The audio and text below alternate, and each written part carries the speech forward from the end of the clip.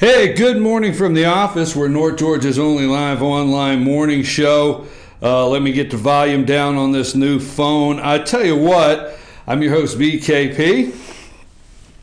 I'm moving everything away from the microphone this morning because yesterday we had a little bit of an audio problem, but I think it's where I had the computer close to this mic. I'm your host, BKP. You know, we get really attached to these phones, don't we? And yesterday became the day that your host here had to go and get a new phone, put all my apps back in, try to put all my apps in, try to get all my contacts, and I spent a good portion of the day getting this nice little new phone set up, but I'm back on track. Now, before we start this morning, we know that America is mourning the loss of Barbara Bush. Amanda, don't pay attention to him. Pay attention to me for 10 minutes, okay? He'll be okay. Our first guest is here, and Amanda needs to pay attention to what we're doing here. Anyhow, we're mourning the loss, America is, of the First Lady, Barbara Bush, and, last night, I think her and George married 73 years, so our thoughts and prayers go out to the Bush family this morning. Now, a couple things I want to talk about. Let me tell you what we're doing this morning. At 8:15, we're going to start, again, our second day of what we call local candidates. And today is Fannin County Board of Commissioner Post 2 candidates. We'll start at 8:15 with Trip Ritchie. Then we'll go to at 8:40, right around that time. Try to stay scheduled. 8:40, we'll have Glenn Patterson in here. And then at 9 o'clock, Larry Joe Sosby, the incumbent, will be with us. So all three candidates will be here today. And our goal is only and always to get you, the voters, the most information in making your decision on Election Day. So we'll start that. It's Local Candidate Day, Fannin County Post 2 Commissioners, again here on FYN TV. So let's start with this, all right? Now, this morning, what is Anderson Cooper doing now? Like the vault. Remember Al Capone's vault? Remember the 60 Minutes where Anderson Cooper had Stormy Daniels, all right? And Stormy Daniels talked about somebody approaching her in a parking lot with her daughter there, okay, and threatening her to lay off of Donald Trump, back away, or your daughter may get it. And remember that? And we were all wondering that night, oh my God, and she couldn't remember who it was. So they called in a world-renowned, her attorney, the top, the best sketch artist. That's where we're at, America. Stormy Daniels brings in her attorney, a sketch artist. So yesterday, a sketch was released of CNN, MSNBC, and America's Most Wanted. There he is. That's the sketch of the guy. That's the sketch of the guy that supposedly approached Stormy Daniels. Now, this is the sketch artist that Stormy Daniels' attorney hired. This is the person that Stormy Daniels described. So what's it got to do with Donald Trump, huh?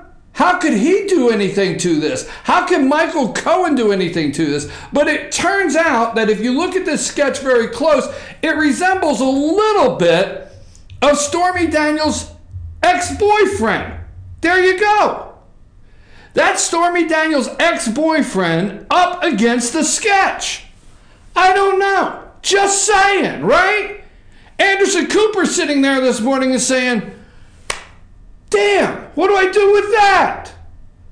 There's America's Most Wanted. You waited for it. Looks like maybe Stormy Daniels' ex-boyfriend approached her in the parking lot and whatever. Okay. So, I call it diversion, all right? The fake media, thank you, Larry. I support President Donald Trump, not fake news media. The diversion, okay?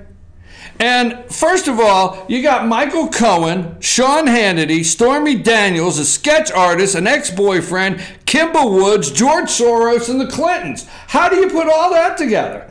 So Michael Cohen, his office is raided by the FBI. All right, they clean out all of his files. He has to go to the Southern District Court. He's going to court. Michael Cohen is going to court to try to protect attorney-client privilege between him and the President of the United States. But the judge, Kimba Woods, all right, demands that Michael Cohen reveal his mystery client. I demand you reveal the mystery client, says Kimba Wood. So, Michael Cohen reveals it's Sean Hannity. So the media goes nuts. It's the diversion. Sean Hannity, secret client, right? Secret client Sean Hannity of Michael Cohen tied to Donald Trump. It's all over the media yesterday. They blew it up. The bombshell report, Shepard Smith, everybody. But where in the media, when you opened up this morning, do you hear that Kimba Woods presided over George Soros' wedding? That's right.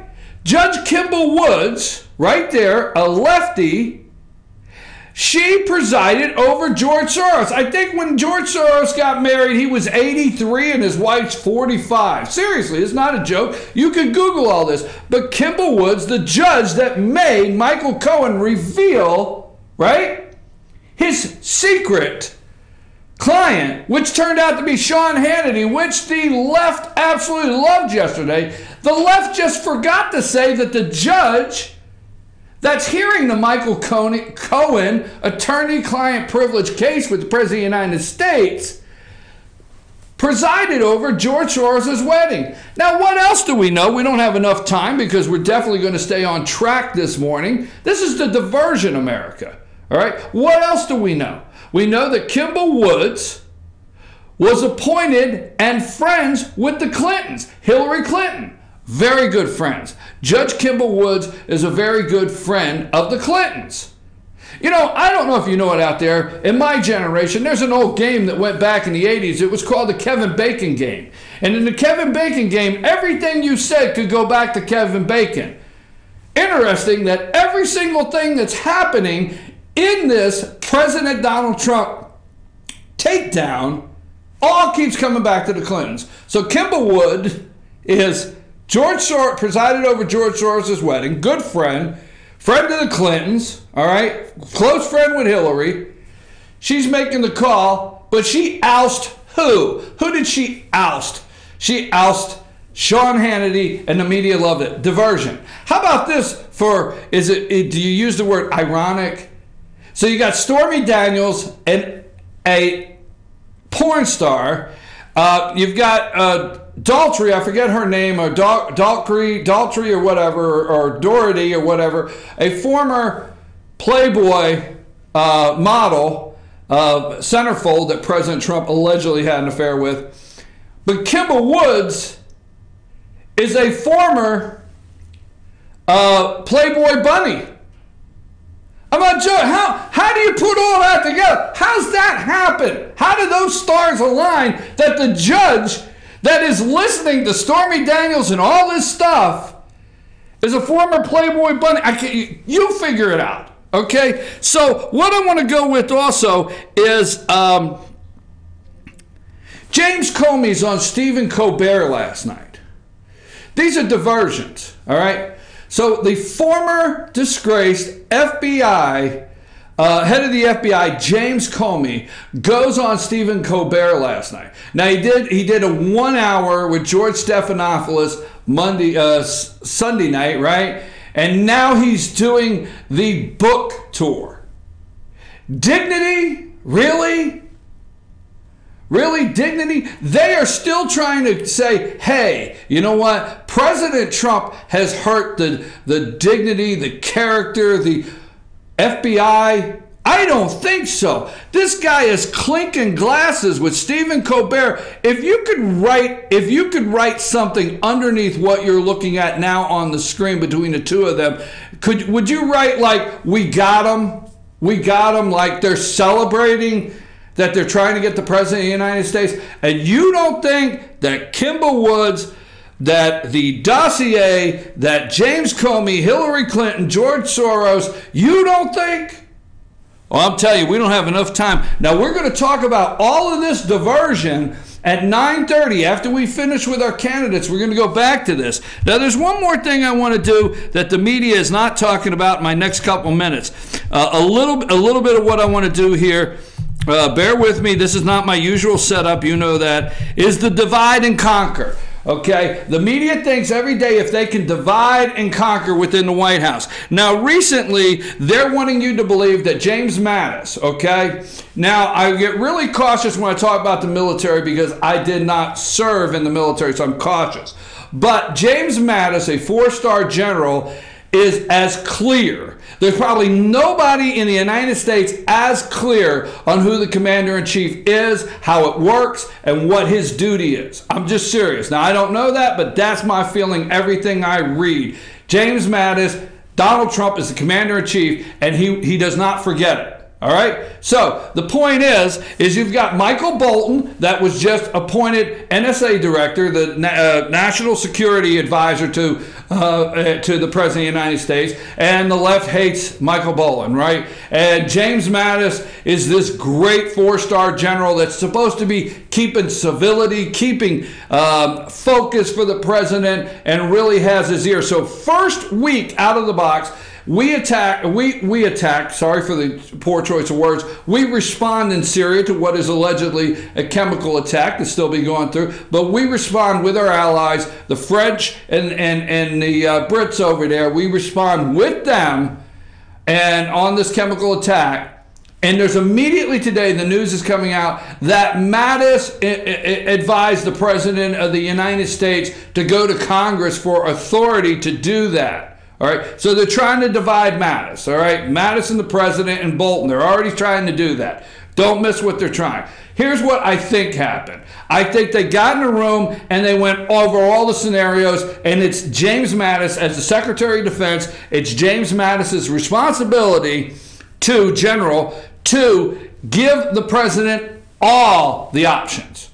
And I think what happened in that meeting is he said, Mr. President, here's an option that if you go to Congress for authority, we can expand the mission if necessary. We can go further. We can go much further than just a response. If we have to expand the mission, it's probably best we go to Congress, and then we'll have full authority to do what we want, right? That's probably what happened, but no, not the media. Nikki Haley, UN. We'll get into that. They're trying to divide Nikki Haley and the UN and Larry Kudlow. Larry Kudlow, he is a little afraid of yelling sanctions on Russia because he doesn't want the stock market to react this way and that way. So Larry Kudlow comes out yesterday. He's the chief financial advisor for the President of the United States. And Larry Kudlow comes out and he says, well, Nikki Haley, the UN ambassador, may have overstepped, may have stepped a little too fast, may have spoke too early about increased sanctions, but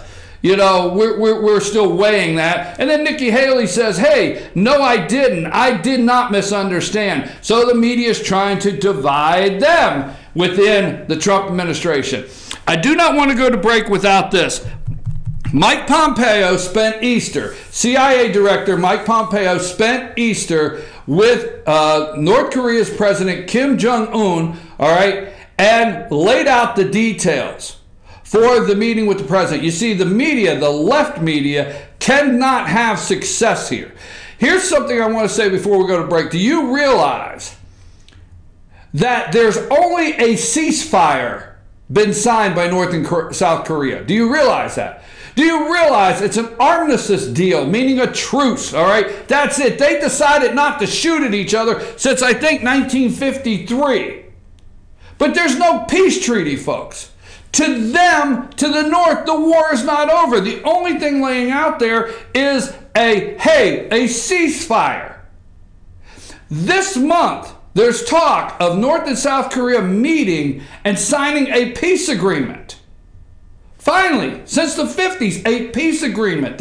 You're not getting that on the news this morning. They're not telling you about that. No.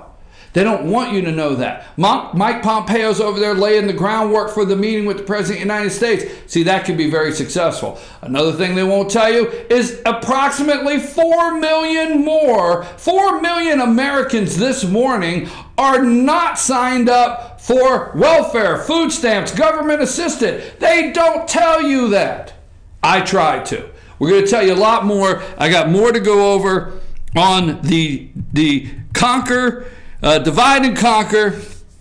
And, oh yeah, just last week, wasn't it Scott Pruitt, the EPA director? It was just last week, Scott Pruitt, the EPA director. They were trying to get rid of him. This week it's Nikki Haley, it's John Bolton, it's Mattis. Every day they want to divide the President of the United States. No news. I watched 6 a.m. this morning. Good Morning Joe, Morning Joe, Coffee Joe, whoever the hell he is. I watched him at 6 a.m. this morning.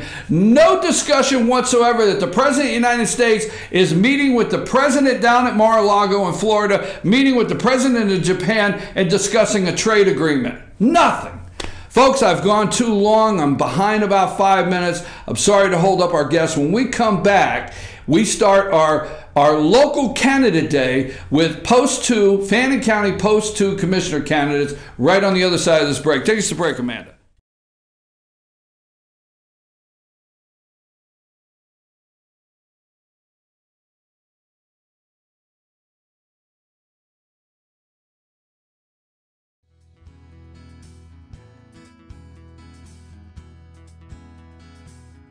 Hello, my name is Chad Watkins. I'm the manager at Larry's Body Shop. We are a family-owned and operated business and have been serving the North Georgia area since 1978. We are located at 1216 Progress Road in Ellijay, Georgia. Our shop specializes in collision repair and we work with all major insurance companies. Larry's Body Shop is ICAR Gold, the highest role of training recognized by the collision repair industry. It is estimated that only 10% of collision shops meet these standards. Our shop consists of state-of-the-art equipment such as laser measurement system, down-drive spray booth, spot and MIG welding equipment.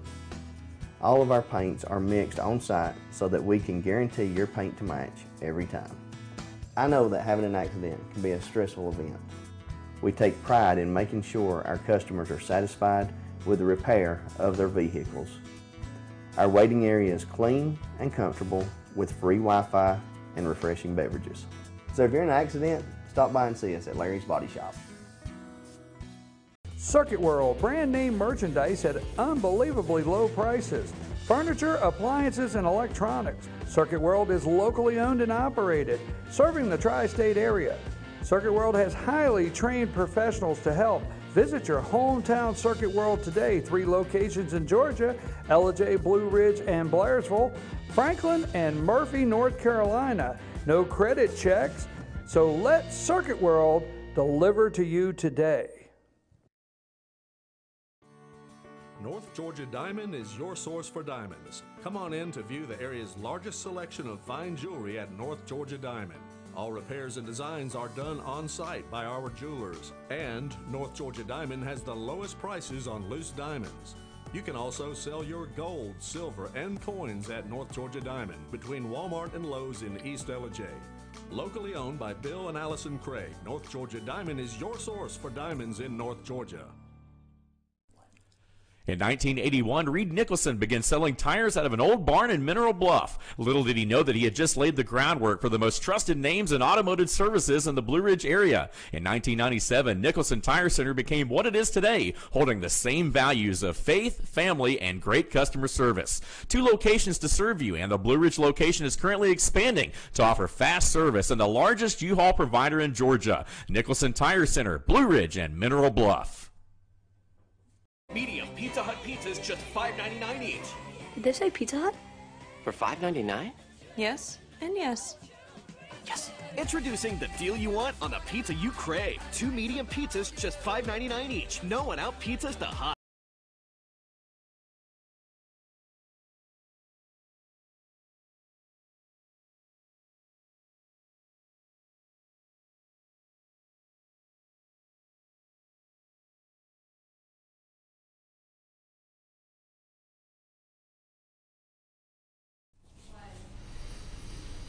And we're back. I'm your host, BKP. Good morning from the office, North Georgia's only live online morning show. And we continue what we call our local candidate interviews. And this morning we're focusing on Fannin County Post 2 Commissioner. And our first guest is Trip Ritchie. Mr. Ritchie, how are you today? I'm doing great. Thank you for having me down here. I appreciate the opportunity. Okay, I've listened to you speak at a couple events that you've talked about your family history, but give us just a couple minutes of why you're running. Why are you seeking this office, Post 2, for Fannin County? Well, based on my experience, I feel like we're not managing change very well. And one thing is constant, and that is change in our life. And one of the variables that we always see is the velocity of change, how fast things are changing. And it's my observation that we really don't have a goal or a vision for Fannin County at this point. So change is occurring around us without the local government really setting forth what their vision is. Well, some would argue, let's say this, doubling off what you said there, some would argue that Fannin County is one of the fastest is one of the fastest growing counties in the state. Lowest taxes. This may be some of the arguments you may hear, and to your comment. And also, Fannin County was the first county to actually economically recover from the 2009-10 recession faster than any other county in the state. So when you say you don't see a focus on the future in my words, right, are you saying the things that have taken place in Fannin County are in spite of, or in a way? Those are my words, I understand. No, so explain a little more of what you think they don't have a future focus on. Well, what I've been told, and it's my understanding that Fannin County, based on the current rate of building permits, is going to go from 26,000 to 40,000 in the next 5 years. And I believe that using a metric of comparing our budgets to the other counties around us really is not looking towards establishing a comprehensive master plan for the county. You're either proactive and you're planning, or you're reactive. And what I mean by reactive is you tend to show up and do what you did yesterday, today, and make the best of what you have, but you aren't tying that budget to a goal or a vision on where you want the county to be 5 years, 6 years down the road.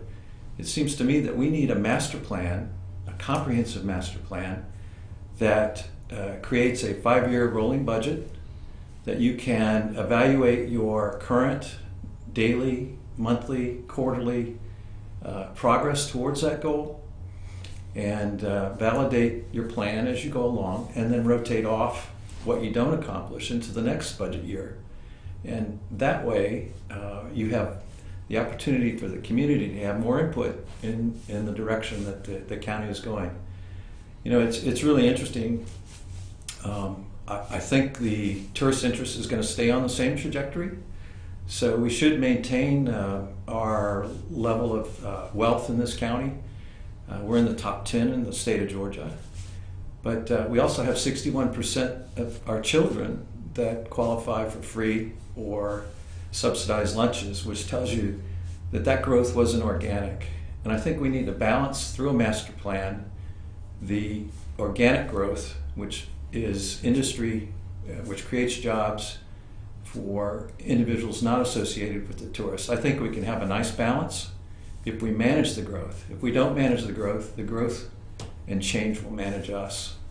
Have you looked through the budget? Have you looked at the budget and looked at what the trend lines and some things going on in the budget? Yes. If you've attended the commissioners' meetings, it's brought up quite a bit, and the focus was on saving money. And there was a trend in management in corporate life about 10 years ago where you look at the highest cost you have in a company or organization, and that's usually personnel cost. And I think we went in and we made some significant cuts in personnel, and that accounts for a slower growth in the increase of the budget. It's increasing slower because of that. But the evidence and the reason that corporations have gone away from that is that it's not based on a goal or a vision to make those cuts. And over time, it really affects morale. It reduces morale, and you end up being able to do reactive management, which again is you show up and see what's broken, and then you try to fix it. It's not working a plan. It's not working towards a goal, which is proactive management. And I would like to see our county government migrate to proactive management. All right. Well, let me ask you this then. You know, one of the factors, and it may be a large one, for some of the growth in Fannin County is the tax rate, the low tax rate that Fannin County provides people that maybe want to retire, and even a good business climate. There's a good business climate in Fannin County at this time that I feel, a low tax rate. So we're looking at, I think it's been about 10 years since the millage rate has been raised on property tax in Fannin County, but increased, the budget has increased over that 10 years to where this year it's an estimated that they're going to spend about $800,000 out of the fund balance. And most counties like to have 6 to 8 months of operating capital. I mean, anywhere to $3 to $5 million in operating, you should be able to operate the county for 6 to 8 months. Right. And the fund balance is going down. So right now, the next budgets that are coming up is very crucial to maybe cut, the ugly word, cut the budget, or stay within the spending means, or possibility raising the millage rate. I mean, those are some of the challenges with the rate of growth that the county is facing. What say you? Well, I think that's a symptom of the lack of a comprehensive master plan. And the budget should consider all the growth, not just the current tourist trend, which is very positive for the county, but also the public safety issues. I mean, if you consider that our fire department is, the majority are volunteers. We've leveraged the goodwill of these volunteers to provide a critical and core competency of our government. And I'm not sure that without a fire protection master plan, we can actually determine what the true cost of this growth will be in regards to providing adequate fire protection. I can tell you right now that it doesn't look to me like we're meeting state and federal standards. But only an assessment, which is the beginning point of a comprehensive master plan, would identify any of our deficiencies.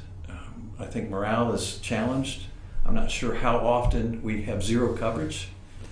Most people, most residents in our community appreciate our firefighters. They're very brave people, but they're volunteers. And we need to look at when is that threshold based on our growth that we're going to need to have a paid fire force. And I think that goes back into comprehensive planning. If you don't have a public safety comprehensive plan, you're budgeting to where you are today. And to me, without an assessment, you can't even determine where you are today. But I guarantee you that when you have a widely distributed, higher density residential community and a higher density commercial and industrial community, a volunteer force will not be sufficient to provide adequate fire services. And I think that needs to be addressed. And the way you do that is through comprehensive planning.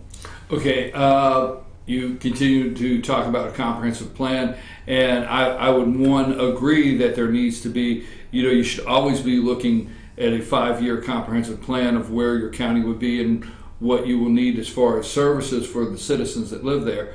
But you know, what I say all the time is, if elected, you know, here at FYN TV, Fetcher News, we're always looking at how you, as the commissioner, how you are as a good steward of the taxpayers' money.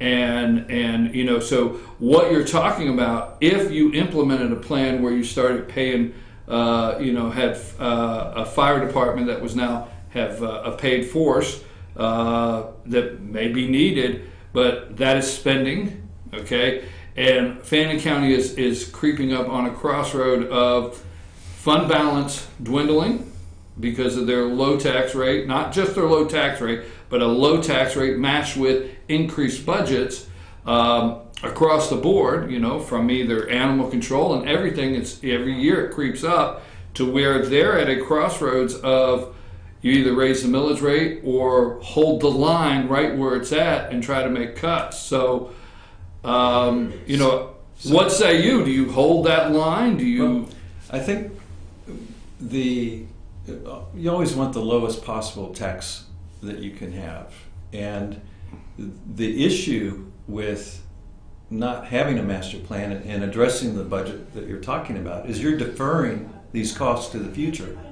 So eventually you're going to have to pay them when they're more expensive, and it's much more expensive to retrofit any of these services. One of the benefits of a master plan is that you can apply for grants, as the city of Blue Ridge is finding out. They didn't have a water distribution master plan, and they went to look for grants, and they weren't even allowed in the door. So there are other funding mechanisms. We pay sales tax to the state, we pay income tax to the state, but we don't have access to those grants and those other funding opportunities because we don't have a master plan. There's FEMA that we could use for stormwater. We could create a stormwater utility. FEMA dollars could come in. When you're just using reactive management, you don't have access and you don't develop the mechanisms to receive that type of funding that can benefit everybody in the community. And oh, by the way, you're already paying those taxes. Okay, if elected, you would be serving 2 years with both Chairman Stan Helton and Post 1 Commissioner Commissioner Earl Johnson. Have you gone to them and as a candidate and discussed how you would like to fit into the commission and how you guys could work together, and how would you feel fitting into that commission and getting through some of the policies or plans you have? I have had long conversations with Stan. I think his physical courage is amazing to go through the things that he's gone through and to be doing the job that he's doing. I have utmost respect for him. I think that it's basically disruptive to transition from a reactive management style to a proactive management style. But I think we need more public input than we're receiving now. I think Stan has two hats, really. He has if you look at it, he's virtually a county manager, and that's a full-time job. And there's friction between that hat and his representative hat, where he's representing all the voters. And so I think his first year he did great. I'm hoping he finds a better balance with that. I think we need more public input. This is just me speaking. I think I would move the public comments to the end of the meeting so that you could address some of the topics that came up. Additionally, I would ask for a town hall meeting at least once a quarter where you could get the entire community together, especially if you're beginning a planning process. I think we're really behind as far as what our actual costs are, and the unfortunate aspect about that is it's going to take 3 years. If you decided today to implement a comprehensive planning process, it would be 3 years due to the budget process in the county government before you could implement that. So if we're deficient, I'm just using this as an example, in our fire services, then we're putting our people at risk for 3 years before we can get to that point where we can implement a change to have a comprehensive fire service plan, which I think we need because that change is coming. More residents are coming. If we're at 40,000, that's different than 26. You passed the threshold, but it's like turning a big battleship. You need to start now. And if we don't start now with just new ideas and public input, we won't get there. All right, I've got to move along, but you've not spoke with Earl Johnson? No, I have not. No. Okay, just I ask everybody the same thing because if you're going to be a part of a commission, you know, whatever your plan is running for office, I just ask if you've spoke to the commissioners to talk to, hey, I'm running for office, this is my plan. So let me move on because we got a short period of time. All right. We have three things, and I don't want to force you to answer too quickly, but one, why do you feel, and I say this, I always ask this question whether there's an incumbent, why do you feel the current Post 2 commissioner shouldn't have the job any longer? Now obviously, hey, fine, anybody can sign up and run if you meet the qualifications, but why do you particularly feel that you wanted to oppose him at this time? Well, basically because I think we need a change. Larry Joe's a good fella. He's a relative of mine, although he'll deny it. Glenn's a cousin of mine. This is a small community. We are in Fannin County. For you folks out there, trust me, that's not unusual. So we need change. We need to transition from a reactive government to a proactive government that includes more public comment, more sunshine, more information, so that we can address the plan, so that everybody has input to where Fannin County ends up. What is our vision? What is our goal? How do we want to address this change?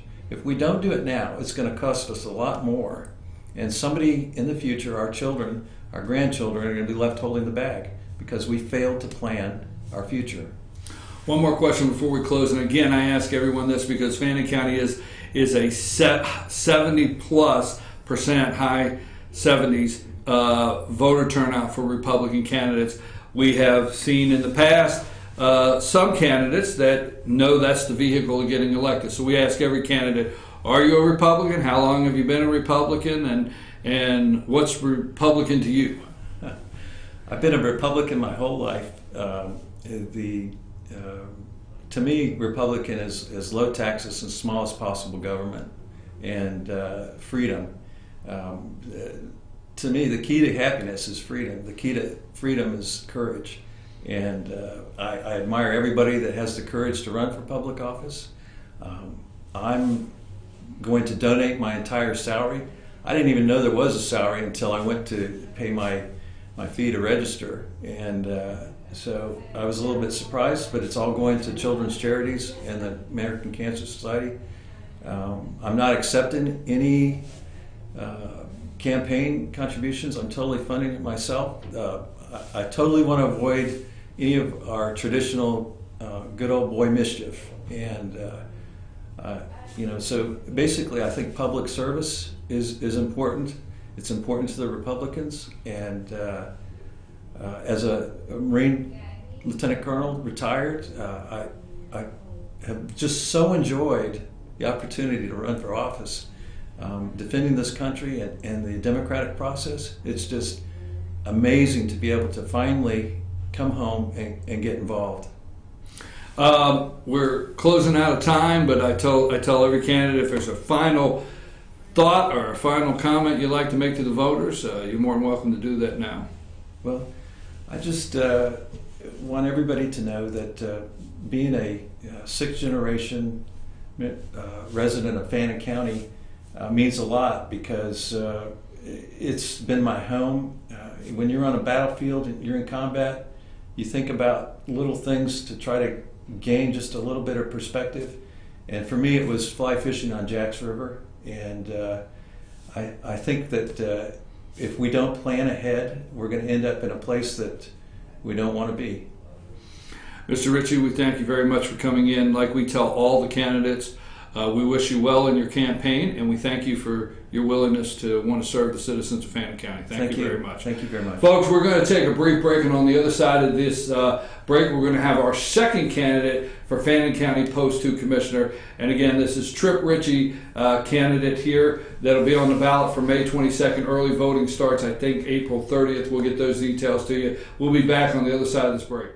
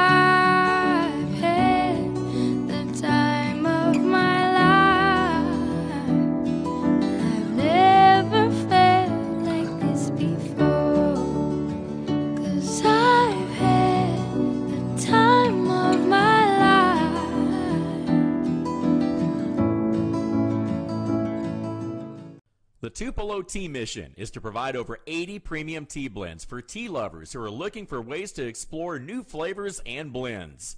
Come visit Tupelo Tea, located in beautiful downtown Blue Ridge at Sycamore Crossing.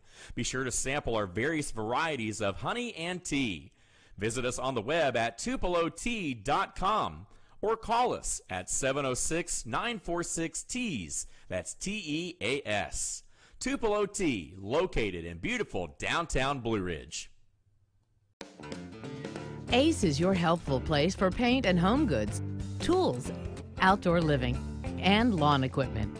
But did you know Ace Hardware of Blue Ridge is a little bit more? We have hunting rifles and accessories for your next hunting trip. We have Amish furniture imported directly from Ohio. And we have Ace Custom Woodworks for all your custom wood project needs, from cabinets to artwork. Ace Hardware of Blue Ridge. We have your new house in stock. Hi, I'm Rhonda the Mattress Lady, and this is my husband Gary, owners of Mattress Overstocked in LJ next to Walmart. And we want to earn your business. From the time you walk in our door to the time we deliver your new mattress to your door, you will see the difference. Our selection and prices are the best in North Georgia, and customer service is our top priority. So y'all come on in and let us help you find the right mattress at the right price. That's Mattress Overstocked in LJ next to Walmart. Better days ahead. Yellow pollen means green cash at Days Chevrolet in Jasper. The spring savings event is on at Days, and the discounts are deep. Now save up to $11,000 off select new 2018 Chevy Silverados, or up to $6,000 off select new 2018 Equinox. Pick any Chevy you want and save a bunch during the spring savings event going on now at Days Chevrolet in Jasper, where new Chevys cost less. Better days ahead, Days Chevrolet. Find new roads.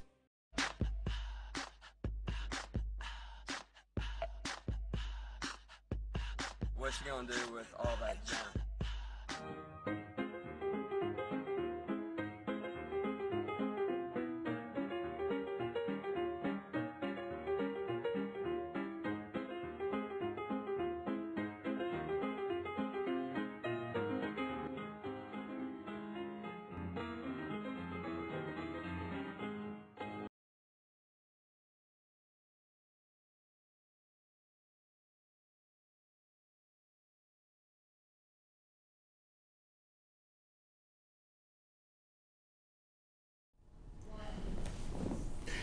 We're back, and I'm your host, BKP. Good morning from the office, North Georgia's only live online morning show. And we continue with our local candidate interviews. We're focusing on Fannin County Post 2 Commissioner candidates. And joining me now is Glenn Patterson, candidate in Fannin County. Mr. Patterson, how are you today? I'm great. Thank you for having me today. Now, at first, when we open up, I'd like to ask you, why are you running for office? Have you ever run for office? A little bit of background about yourself, but why are you seeking this office, Post 2? Okay, good question. I've always felt like a responsibility and obligation to give back to my community. I'm a native Fannin County. Grew up there. Went to Epworth Elementary School, West Fannin High School, which showed my age. Graduated in '72, and then went on to college. Got an associate's degree, got a bachelor's degree in business administration.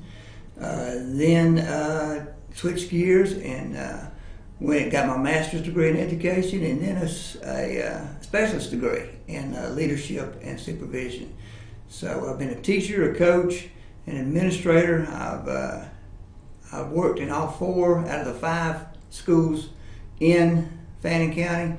Got to meet young folks. I love young people. Older, the parents, grandparents. So I feel like I got a heartbeat for the community, and I just love Fannin County, and I want to make a difference. All right. Well, let me ask you a question. Let me put this one up front.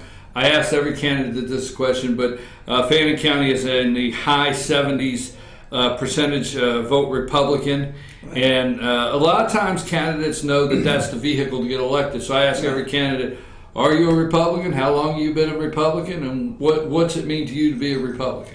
Well, I'm a Christian Republican, and vote Christian values, and it means a lot.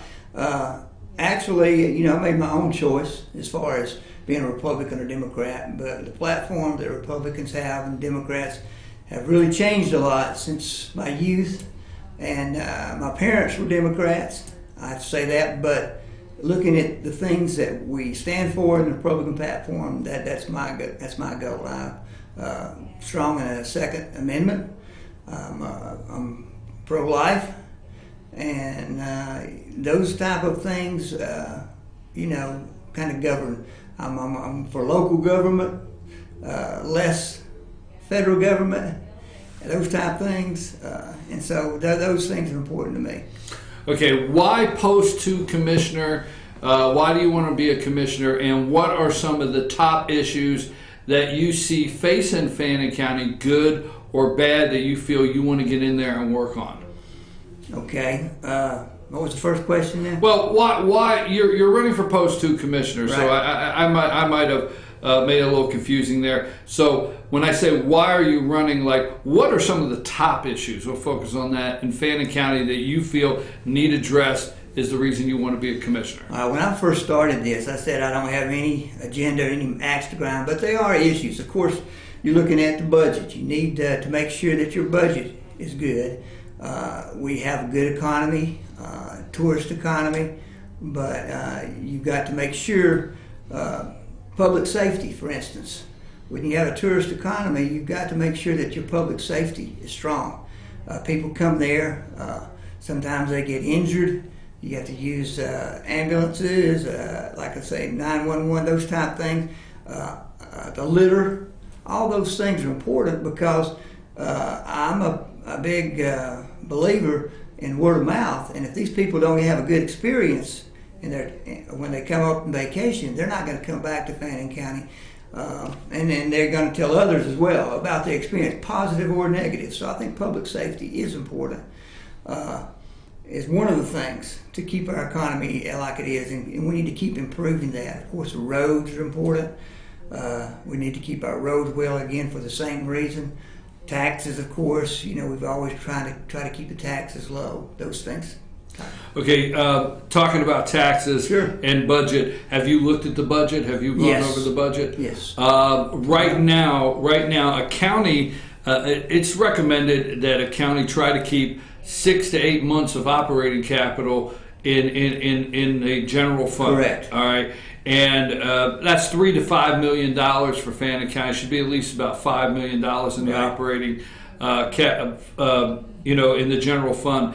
The general fund is estimated by the end of the year to be reduced by $800,000, and that is somewhat a direct effect of the budget continually increasing, meaning all the departments or constitutional officers coming and wanting a little more and wanting a little more. I understand. That the county's kind of at a crossroads. So what do you do in this next budget? Hold the line, ask these people, look for cuts, look where you can make adjustments, or there to keep this fund balanced, there would be a millage rate increase to increase the budget and put back in the fund balance? I mean, what do you do at this crossroads? Because the county the next commissioner is going to deal with some crossroads in Fannin County. That's true.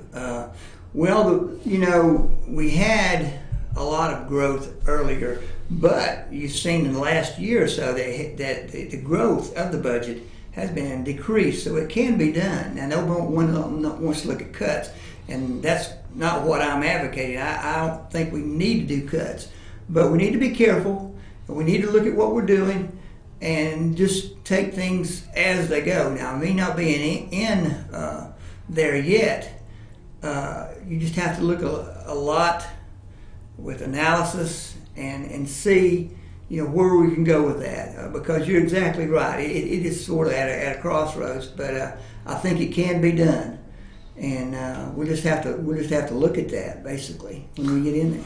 Well, some would say the economic growth in the county. There's several factors of Right. that growth, but one is people that retire and move up really enjoy the millage rate and the low taxes. Off the top of my head, I'm going to say the millage rate hasn't increased in Fannin County in 10 years, about 10 years. You're correct. Since the millage rates increased. That's a long stretch to continue to grow a county, match services for the citizens, and have revenue coming in not to raise the millage rate. Would you make a commitment, not trying to put you in a box, that your best ability not to raise taxes? How do you stand on the raising taxes or not? I would rather not raise taxes. We've got some ways that we can look at that. The Chamber of Commerce, the rentals have been very well, and they've been increasing each year. And I'm sure you're aware of that. As far as probably the rentals make $166 million per year and growing. There's some shifting that we could do without raising the taxes. I would be rather not, against that. I think right now it's 60-40 as far as with the chamber, with the money that they get. So there's a little bit we can work with. I'm open. I need to have more information. One of the things I want to do is look at both sides. But there's good questions and something that you're going to have to look at once you're in there. But there's more information needed. But that's just things that we could do, shifting around a little bit. The chamber, not going too deep into that. The chamber, I'm not for sure. You said 60-40. You may be correct on that, the split. But there's some that said, and these are my words. Don't kill the golden goose, because the chamber has been very instrumental in.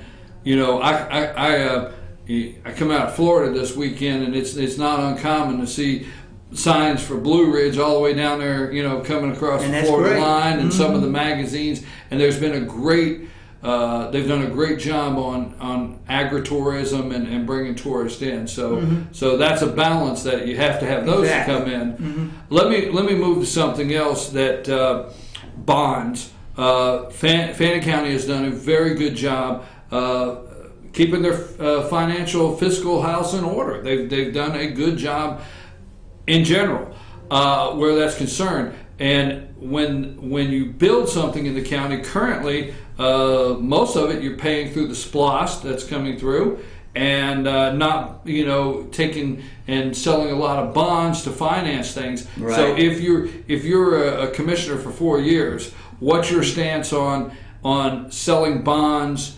to build more things that the county may need, or to do more things that the county may need? Do you feel it should come out of SPLOST first and foremost, and not put the county in debt? Yes, definitely. SPLOST has been great for us, and we would want to do that before we look at bonds. And like I said, it's something that you definitely going to have to take a good, hard look at, the three commissioners, and work out our options. All right, a couple final questions that I want to make sure of. When there's an incumbent, yes, okay, and not to make it personal, but when there's an incumbent and you decide to run, then there's a part of me that always says that you, yes, sir, the opponent, said that the other person shouldn't have the job. you should have the job. I mean, it's just, I've had people say, well, no, that's not how I look at it. And I've always said over the years, yes, you looked at who's in the seat and you think you should be in the seat and not them. Could do a better job. So what is your reasons why that you feel the incumbent should not be in that seat and you should be in that seat? Well, I look at it and I can turn it around a little bit, okay? And I'm glad you asked that question. Mr. Sosby said the other day that, everything that I want to do is already been doing, or we already have. And I'd have to disagree with that. I have a different skill set as far as my background goes, and I think also mindset. When you get in commissioners or any type of position, I've been principal, working with budgets or whatever it might be, it's all about decision making. And I think there is a lot of differences in the way I might handle some things than he would handle some things. And vice versa. Open-mindedness, I think I would be there, but, and just in my education in general, my background, for instance.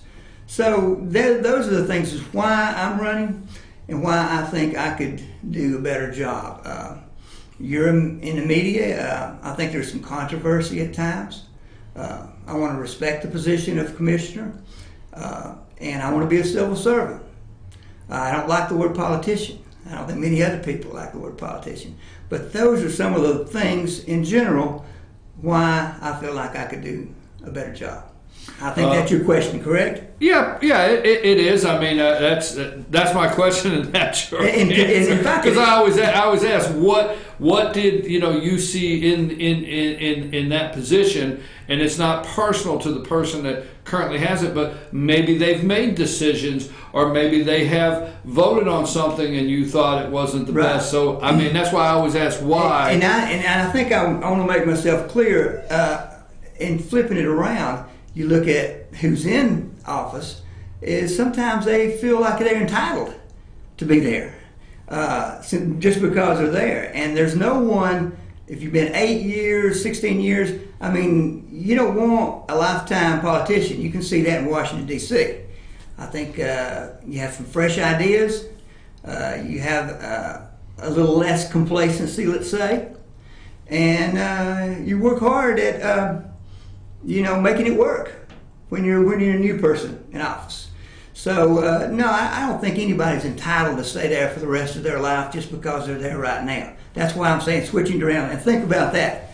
See what I'm saying? One final question, and then we'll give you an opportunity to close. It is a commission. It's a three-person commission, and the chairman is the CEO. Right. Now, as the chairman, as the CEO, have you gone wanting to be part of a commission, not just winning post 2, wanting to be part of a commission? Have you gone to Chairman Stan Helton, and have you gone to Chairman Stan Helton, and have you gone to Earl Johnson and talked to them about? Yes, I have. You have? You Yes. spoke with them and Both some of of the them. things, how you would like to be a part of that commission? Yes, sir. Okay. What final thoughts or words would you like to express to the voters out there in Fannin County? What would you like to say to them before we close? Well, I would just like to say that I appreciate the opportunity. I've learned a lot already from this position. I'm a fast learner, and I want to be your civil servant. I want to give you a voice.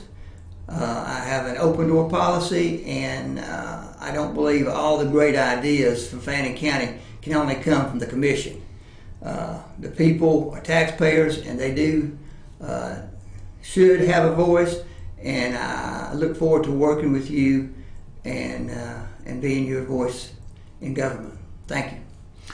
Mr. Patterson, we appreciate you coming in. We're going to express Appreciate to you. We're going to express everything we tell every candidate. We wish you well during your campaign, and we thank you for your willingness to serve the citizens of Fannin County. You're welcome. Thank you very much. Folks, we're going to take a brief break, and when we return, we'll have our last candidate for today on Fannin County Post 2 Commissioner race.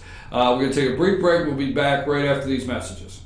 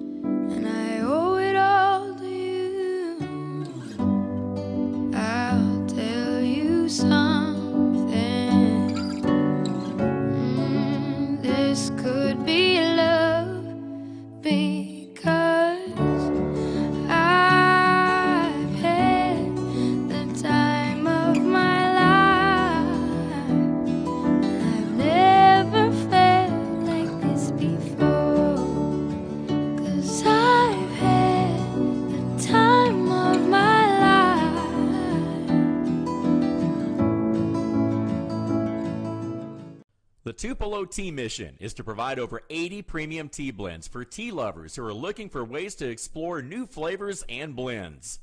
Come visit Tupelo Tea, located in beautiful downtown Blue Ridge at Sycamore Crossing. Be sure to sample our various varieties of honey and tea. Visit us on the web at tupelotea.com or call us at 706-946-TEAS. That's TEAS. Tupelo Tea, located in beautiful downtown Blue Ridge. Ace is your helpful place for paint and home goods, tools, outdoor living, and lawn equipment. But did you know Ace Hardware of Blue Ridge is a little bit more? We have hunting rifles and accessories for your next hunting trip. We have Amish furniture imported directly from Ohio. And we have Ace Custom Woodworks for all your custom wood project needs, from cabinets to artwork. Ace Hardware of Blue Ridge. We have your new house in stock. Hi, I'm Rhonda the Mattress Lady, and this is my husband Gary, owners of Mattress Overstocked in Ella next to Walmart. And we want to earn your business. From the time you walk in our door to the time we deliver your new mattress to your door, you will see the difference. Our selection and prices are the best in North Georgia, and customer service is our top priority. So y'all come on in and let us help you find the right mattress at the right price. That's Mattress Overstocked in Ella next to Walmart. Better days ahead. Yellow pollen means green cash at Days Chevrolet in Jasper. The spring savings event is on at Days, and the discounts are deep. Now save up to $11,000 off select new 2018 Chevy Silverados, or up to $6,000 off select new 2018 Equinox. Pick any Chevy you want and save a bunch during the spring savings event going on now at Days Chevrolet in Jasper, where new Chevys cost less. Better days ahead. Days Chevrolet. Find new roads.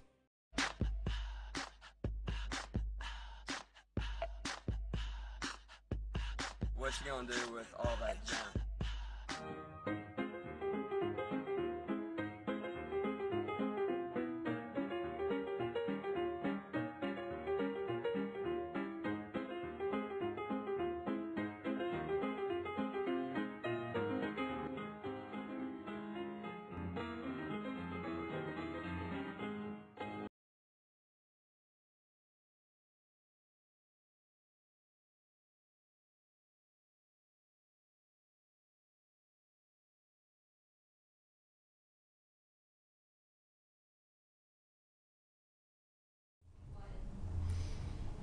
And we're back. I'm your host, BKP, and North Georgia's only live, Good Morning from the Office, North Georgia's only live online morning show.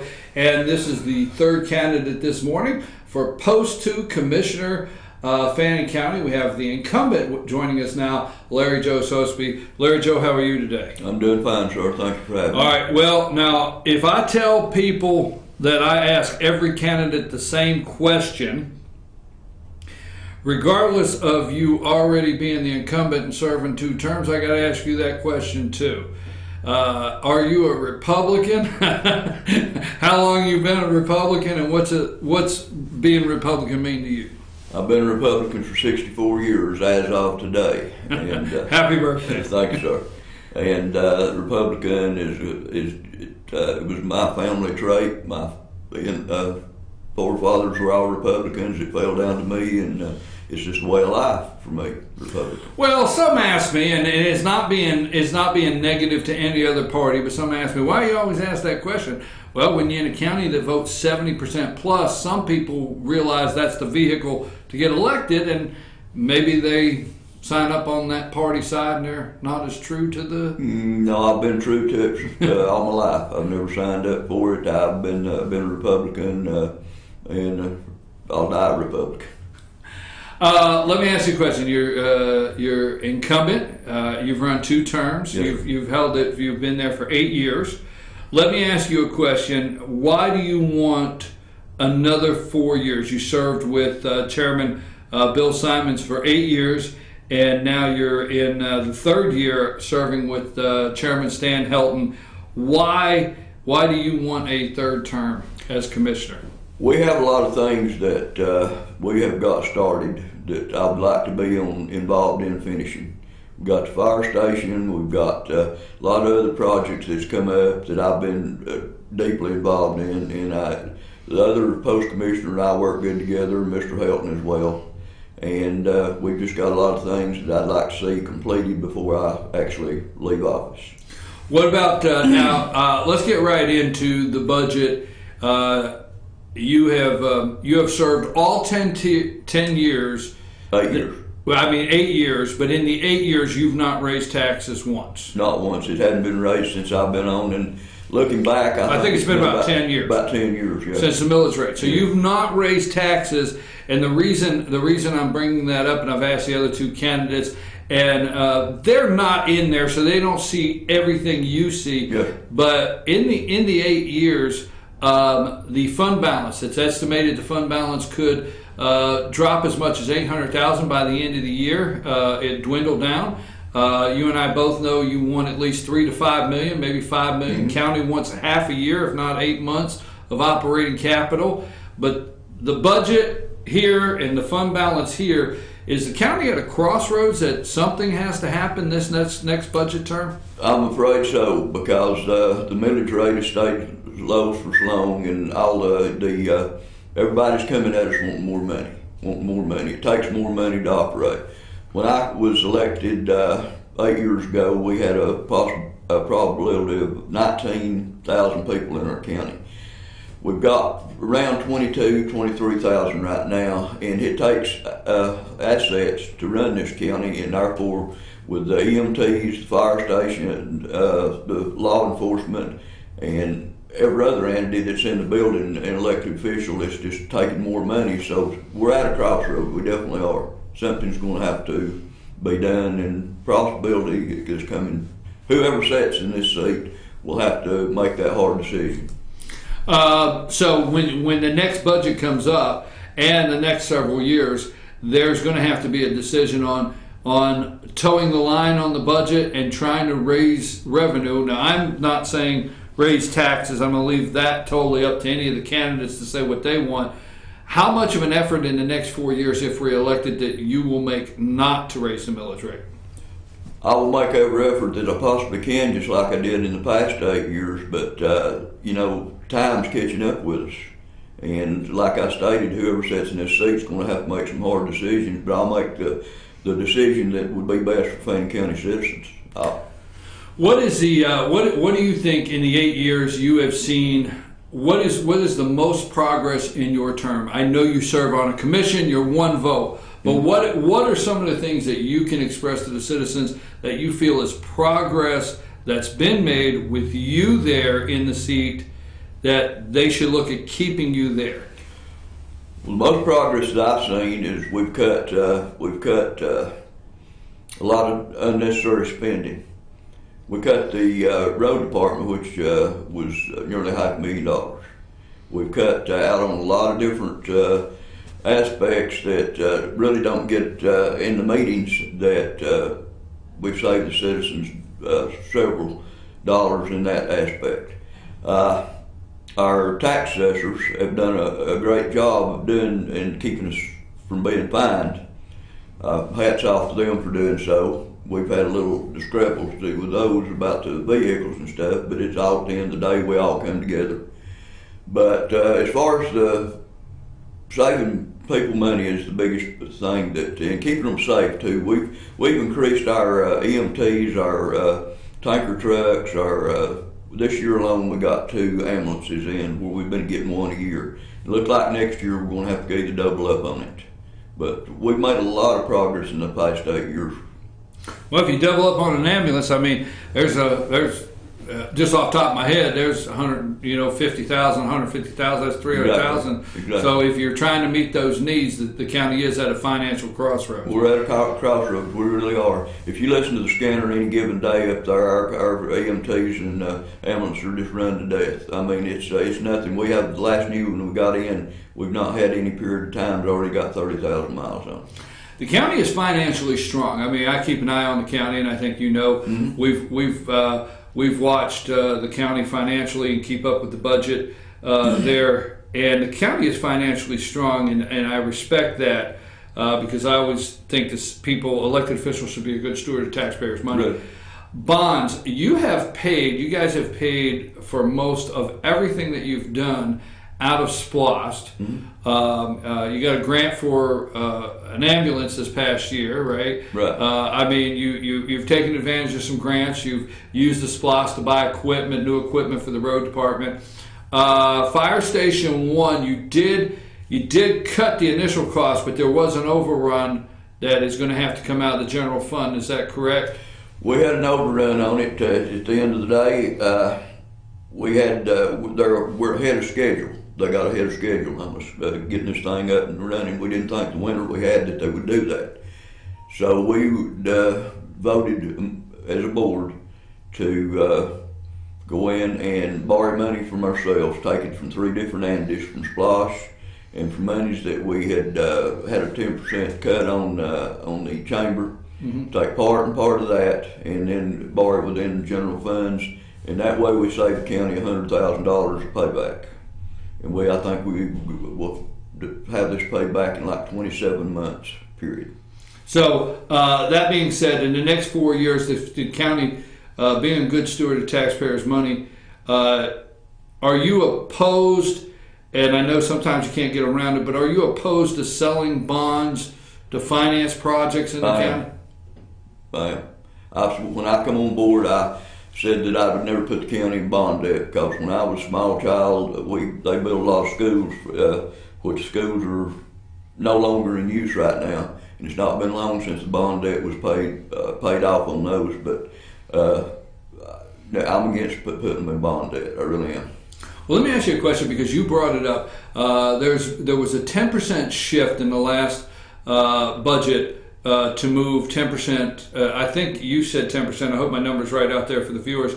10% shift in the Chamber of Commerce split with the county on the hotel motel tax. And you just said that you're doing Fire Station 1. You're using some of that revenue to offset that spending over there at Fire Station 1, which I think all the citizens are happy to see that station is moving out of downtown into where it can be more efficient for the county. That being said, do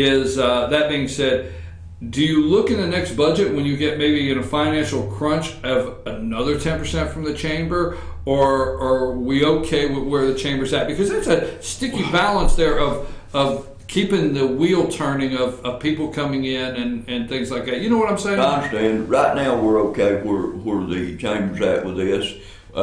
Some point down the road we were wanting to go with a half-half split with them. This time, I've got how far down the road it is. It's past my term anyway. But we voted it in, and then we come back and negotiated that, and we got the split that we have right now. And Mr. Johnson, as well as myself, wanted to put this money in escrow where we would have something you could touch, as Mr. Johnson always says. That makes a lot of sense. Something you can touch, and we want to use this part of this money on this project. But I don't see right now us taking any more money from the chamber whatsoever. Chamber's doing a fantastic job. If it wasn't for them, we wouldn't be here. Well, the only reason I bring it up is the economic engine. There is the wheel. That's right. If you take too far here, then you know if you get 50% of less, that's you still don't bring it in. Okay, now that being said, I want to touch on two subjects, and like I said, for our audience out there, is the incumbent obviously gets a different questions because they are serving currently, and they have votes and they have decisions that they've had to make over the past several years that somebody wanting the office has not been challenged or faced. What are some of the toughest things you have faced with the citizens in the last 8 years?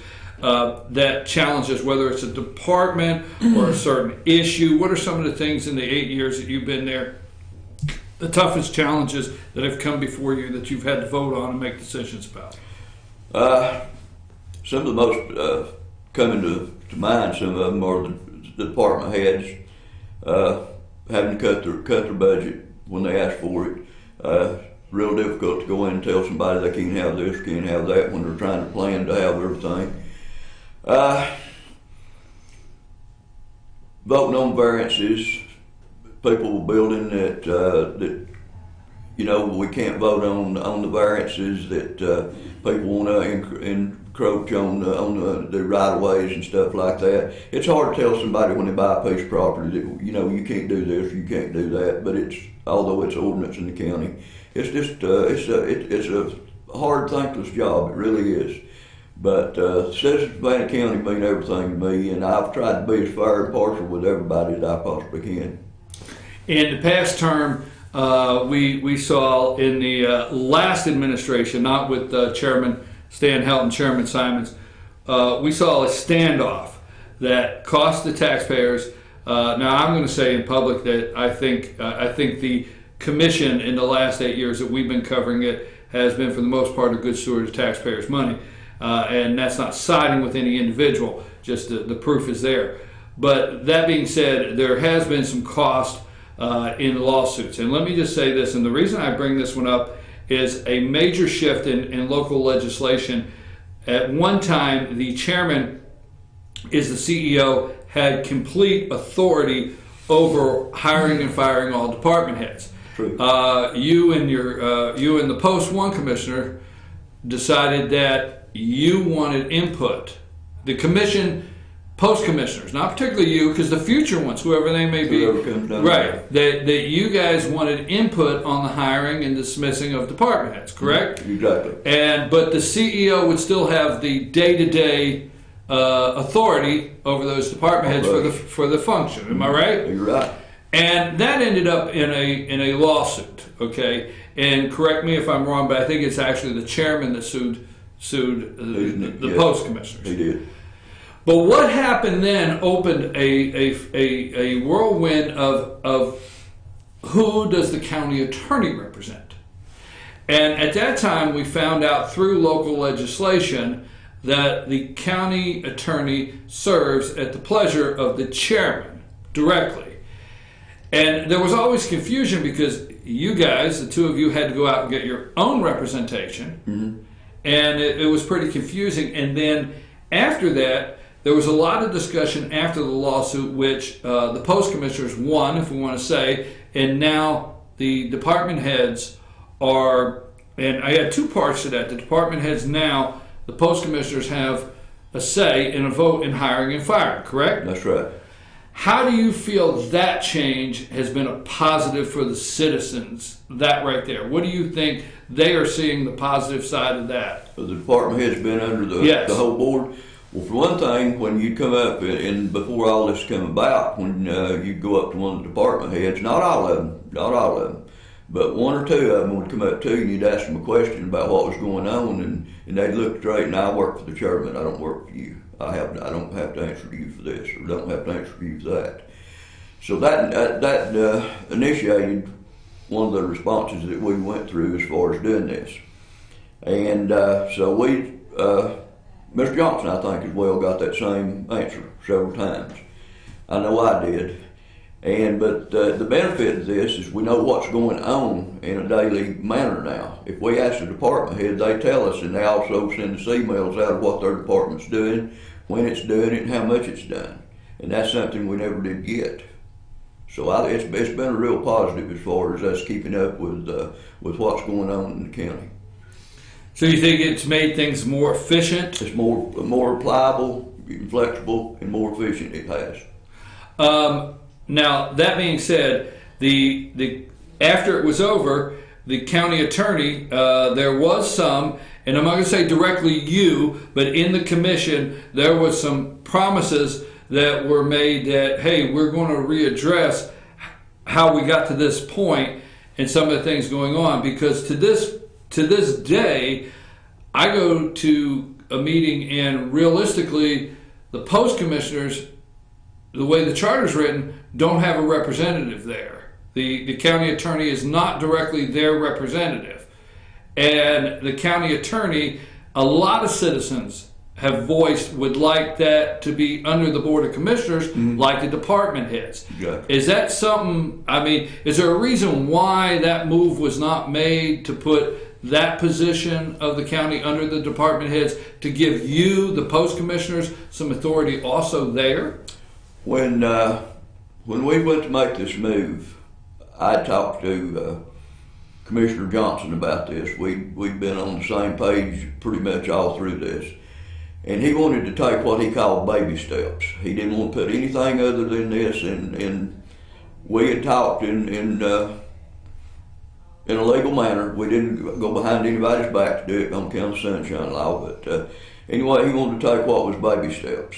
And he wanted to do this, and we was told all the time that this would not float, you know. So anyway, when we done this, and we come back, and we won the case, and we just never have actually pursued going any deeper into it than where we are right now. Is why it's not been done.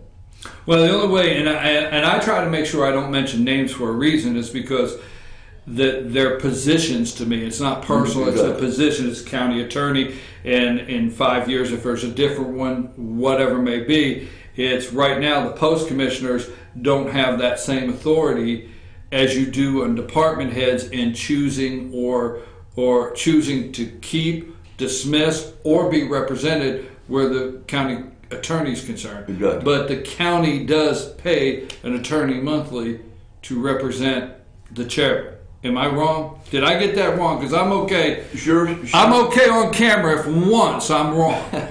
She is supposed to represent, she is the county attorney. Apparently she is our attorney as well till, I don't really know how it works until we have a discrepancy, then I don't know where it goes from there. Okay, we'll move along. One of the, and I'm going to call it, one of the biggest changes when Stan Helton became chairman is he wanted in his new administration his own administrative staff, and he didn't break any charter, any rules in the charter, any laws. He's welcome to do that. He needs 2 votes, but there was a change in the chief financial officer and the legislative administrator, which that is actually what it is. It's the person that administers all the legislation down to Atlanta. There was a change, and there's a new chief financial officer. How has that helped, or has that been a positive, or how are things going in that office since those changes were made? Depends on who you talk to, I guess. As far as the positive part of it goes, Robin's doing a good job there. Rita, Miss Kirby done a good job as well. But Mr. Helton wanted to change staff, as you said, and Robin, she has come in on board, and she has rearranged everything and found a lot of discrepancies that was in place, and has it's been a positive for the office. It really has. I have a group, and I'd have to say I have a group, large or small, don't know how big, but would say they have been up there for your entire administration asking the commission, all right, I always remember there's 3 votes there, asking the commission for a standalone library. And the reason, what say you on where the county is with the library, and if that would ever happen, or what do you think's best where that's concerned? Well, I hope it should happen, but back during the administration of Mr. Simons, we offered to going into our rec department out there, put up a piece of property. We gave them a piece of property, was going to give them a piece of property and do a library out there. And everybody declined to do it that was really interested showed up at our meetings. And so, I'd like to see it moved out of the courthouse. We need the room in the courthouse. But I think in the coming future, it's going to be, we get this fire station behind us, there'll be a lot of other good things coming down the road. So the courthouse does need the expansion area that the library is attached exactly. to. So there could be something positive for everybody. There's something positive in the works down the road, I'm safe in saying, but as soon as we get the fire station, one project at a time. We want to pay for this stuff as we go. We don't want to leave anything hanging there from one administration to the other. Well, I don't want to bring up a bunch of projects that sound like spending money because You know, I always tell people, hey, go look at their voting history, go look at how they managed over the 8 years, and you have a voting history for 8 years that people can go look at. Exactly. So how to, you know, the rec department, that's all paid for out there. It is. It's all paid for. Now, bringing that up, though, has there been talks of maybe putting a pool out there at the rec department? Not the Board of Commissioners, no. Not the Board of Commissioners? No, we have a few individuals that show up, as you're aware of, at each meeting, and they from wherever they gather this information is beyond me, but it goes beyond the Board of Commissioners. But no, we haven't had any thought, as far as I'm concerned, in putting a pool out there, no, sir. But we paid for that rec department. I think Mr. Simons paid for that during his administration. They paid it out. And a lot of good positive stuff has happened, and we've got a good fund balance as well. We've always kept a good fund balance. I want to come back to one thing that you answered early on, but it's the thing I want to close with, because I always ask the other candidates why they feel you shouldn't have the job because they're your opponents. As an incumbent, can you frame up why quickly the Fannin County residents should send you back for a third term? Well, for one reason, I have been diligent in everything I've done for the county. I have been here all my life. I've never left. I've never come back. I've made my living in Fannin County. I go to work clean in the morning. I come back looking like I've been working in a coal mine. I've never had a job that I sit behind a desk at any given time. It don't take a degree and a high education. It takes common sense to run this office. And I feel like I have the common sense. You mentioned the voting thing there a while ago. I've never made a decision or a vote that I'm ashamed of. I've never missed a meeting. The day my mother was buried, I was at the meeting that night. So I've got a good track record. I've worked for the people, and if elected again, I'll continue working for the people of Fannin County.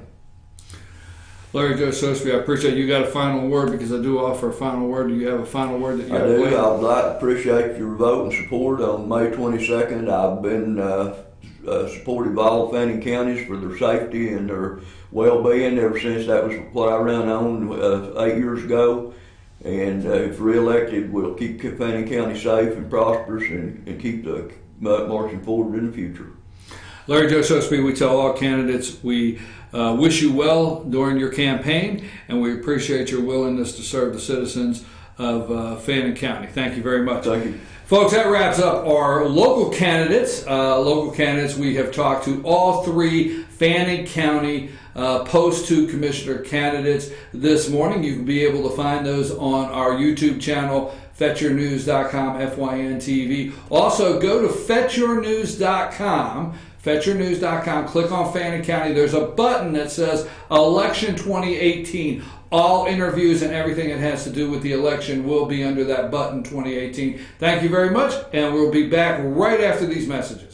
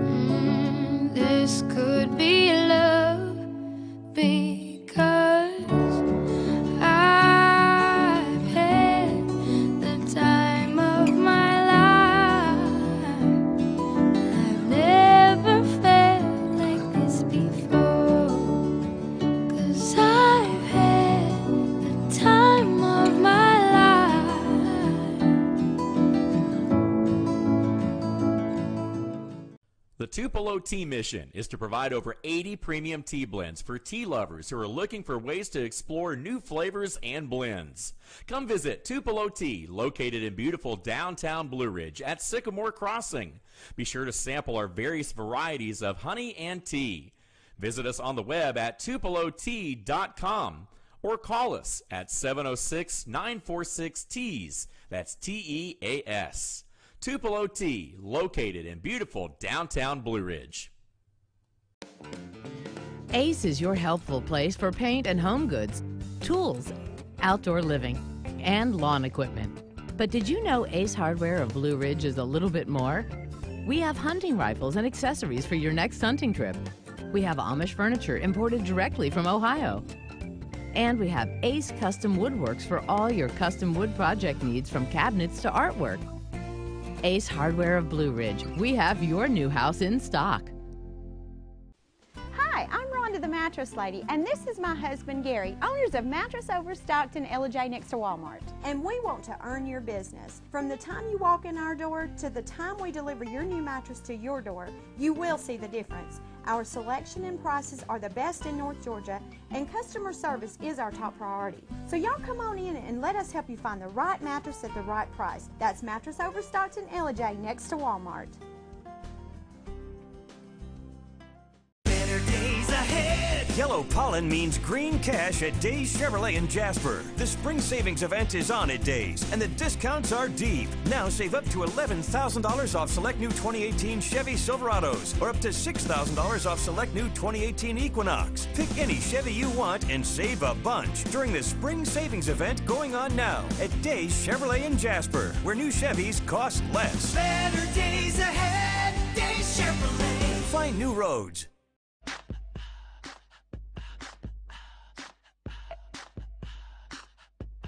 What you gonna do with all that junk?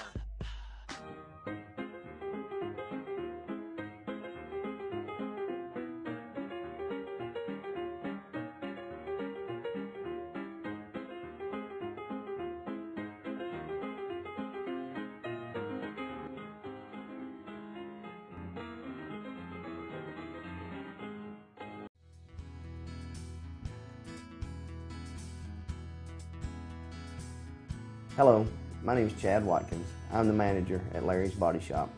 We are a family-owned and operated business and have been serving the North Georgia area since 1978. We are located at 1216 Progress Road in Ella, Georgia. Our shop specializes in collision repair, and we work with all major insurance companies. Larry's Body Shop is ICAR Gold, the highest role of training recognized by the collision repair industry. It is estimated that only 10% of collision shops meet these standards.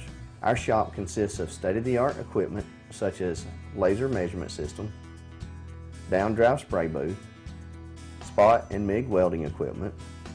All of our paints are mixed on-site so that we can guarantee your paint to match every time. I know that having an accident can be a stressful event. We take pride in making sure our customers are satisfied with the repair of their vehicles. Our waiting area is clean and comfortable with free Wi-Fi and refreshing beverages. So if you're in an accident, stop by and see us at Larry's Body Shop.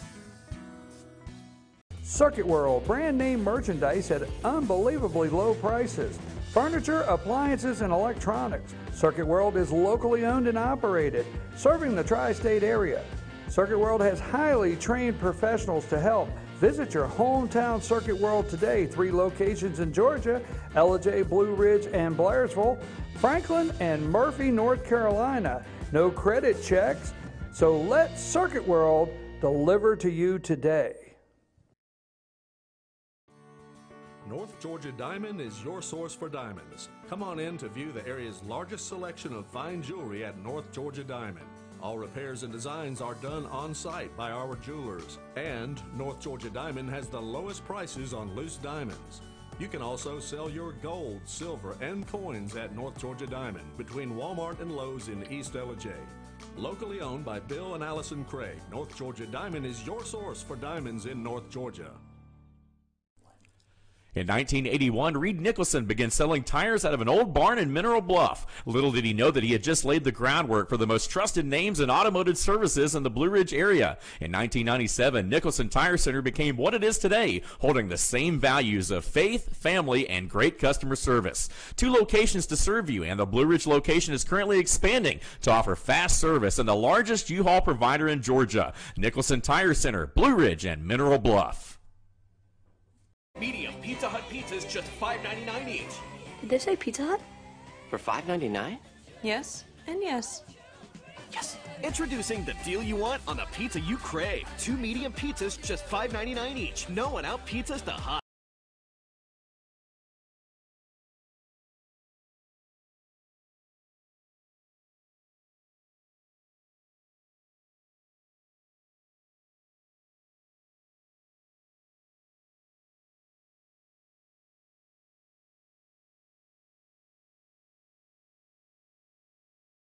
One.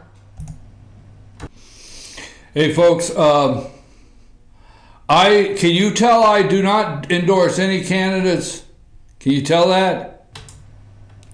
Yes, I can tell. I Can can you? tell who you do endorse, though. Can you tell? Yes. Oh, how did that hat get on my head? Donald Trump 2020. Folks, I will make a commitment. Hell, I better not make any commitments, Amanda. I got to be careful. Let's see how I phrase this. I will make a partial commitment. A commitment I could break if necessary. A clause in the contract that I could get out of. But the only candidate I will endorse is President Donald Trump, because I try to watch everything happening. Now, there's the diversion, okay? I call it the diversion. Now, wait just a minute. Before we get into what I want to say, well, let me do this first, Amanda, okay? Saturday, folks, in the state of Georgia, we're going to get into talk about Stormy Daniels again. We're going to get a double D rating here before the end of the show, okay? So, before I do that, you know, in the states, the President of the United States promised. They've not been able to do it. Congress promised. They've not been able to do it. So I will tell you this. There's a lot of things that are very important when it comes to your state insurance commissioner and fire safety commissioner. A lot of people don't realize they're the fire safety commissioner and insurance commissioner. Very important state position, but it's down ballot, and a lot of people don't focus on it. But it's important to put the right one in. Well, that position is open, all right? That's an open seat in the state of Georgia.